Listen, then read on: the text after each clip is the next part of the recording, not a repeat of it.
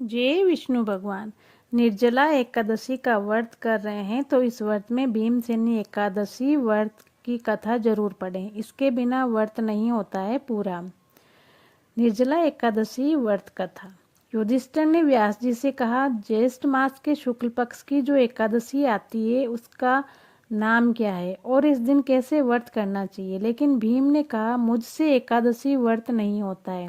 क्या आप मुझे कोई ऐसा उपाय बता सकते हैं कि व्रत भी हो जाए और मुझे भूखा भी ना रहना पड़े।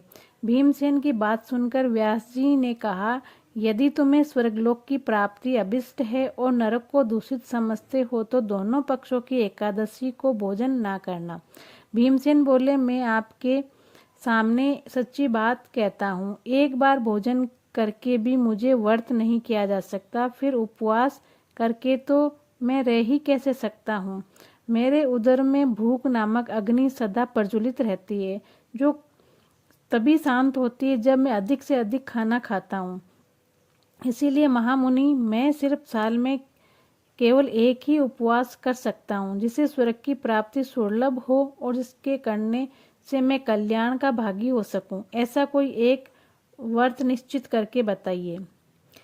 एक साल में जितनी एकादशी होती है उन सब का फल निर्जला एकादशी के एक व्रत से मनुष्य को प्राप्त कर लेना चाहिए। इस तनिक भी संदेह नहीं है कि एकादशी पर जो निर्जला व्रत करता है वे पुण्य का भागी होता है, लेकिन जो मनुष्य एकादशी के दिन अन्न खाता है वे पाप भोजन करता है। इस लोक में वे चंडाल के समान है और मरने पर दुर्गति को प्राप्त होता है। जो ज्येष्ठ एकादशी को उपवास करके दान देंगे वे परम पद को प्राप्त होंगे। जिन्होंने एकादशी उपवास किया वे ब्रह्म हत्यारे, शराबी, चोर तथा गुरुद्रोही होने पर भी तब सब पापों से मुक्त हो जाते हैं। पुरुषों के लिए जो विशेष दान और कर्तव्य बताए गए हैं इस एकादशी में उनके बारे में भी आपको जानना चाहिए। इस दिन श्रीहरि जो जल में शयन करते हैं उन्हें जलमयी धनु का दान करना चाहिए।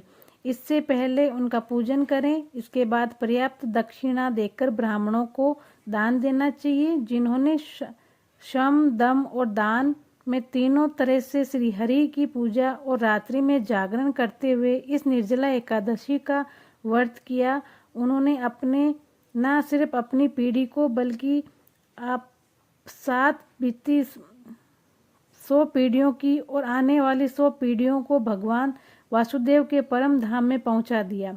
निर्जला एकादशी के दिन अन्न, वस्त्र, गो, जल, शया, सुंदर आसन, कमंडल और छाता दान भी देना चाहिए। इस दिन जूता दान भी देना चाहिए। ऐसा कहा जाता है कि जो जूता दान करता है वो सोने के विमान पर बैठकर स्वर्ग में जाता है।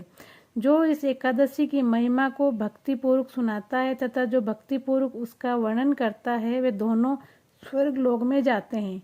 आपको बता दें कि चतुर्दशी अमावस्या को सूर्य ग्रहण के समय अगर आप पितरों का श्राद्ध करते हैं तो भी आपको उतना फल नहीं मिलता जो इस कथा के सुनने से होता है। पहले इसके लिए दांत साफ करके और स्नान करके ये नियम लेना चाहिए कि मैं भगवान श्री हरि की प्रसन्नता के लिए एकादशी को निराहार रहकर आचन मन से सिवा दूसरे जल का भी त्याग करना चाहिए। द्वादशी को गंध, धूप, पुष्प और कपड़े विधि पूर्वक पूजन करके जल का घड़ा संकल्प करते हुए दान करें।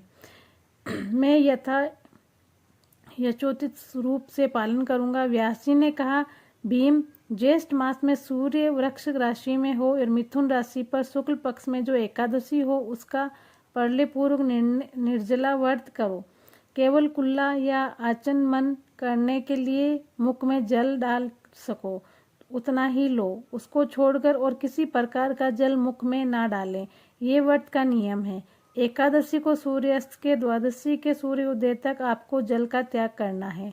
ये व्रत पूर्ण होता है। उसके बाद द्वादशी को निर्मल प्रभात काल में स्नान करके ब्राह्मणों को विधि पूर्वक जल और स्वर्ण का दान करें।